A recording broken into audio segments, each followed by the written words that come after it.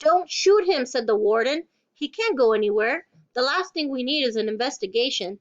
Zero kept backing up, out past the cluster of holes the boys had been digging, then farther and farther out onto the lake. He's going to have to come back for water, the warden said. Stanley noticed Zero's canteen lying on the ground near his hole. A couple of the counselors helped Mr. Pendanski to his feet and into the truck. Stanley looked out toward Zero, but he had disappeared into the haze. The warden ordered the counselors to take turns guarding the shower room and rec room all day and all night. They were not to let Zero drink any water. When he returned, he was to be brought directly to her. She examined her fingernails and said, "It's almost time for me to paint my nails again." Before she left, she told the 6 remaining members of Group D that she still expected 7 holes. And that's the end of these few chapters. So we end up finding out what happened to Kate. And if you remember the last time I read, we know that she ended up kissing Sam, the onion man, and was seen.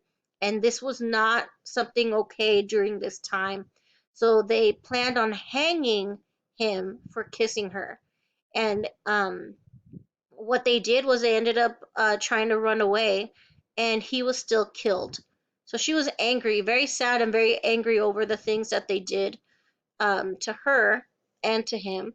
And so she became an angry person, and she was committing crimes and killing people. That's what she was famous for being an outlaw. And now going back to Stanley and Zero, we find out that the boys are getting really jealous that Zero is helping dig holes, but we know that he's helping dig Stanley's holes in exchange for learning how to read and write. And then we find out that, all everyone's mean to Zero, including the counselors, and eventually Zero hits one of them in the head with a shovel. So this is really bad. And so Zero went and ran away. So right now we don't know where Zero is. He doesn't have any water and he's out in the middle of the desert. Bye.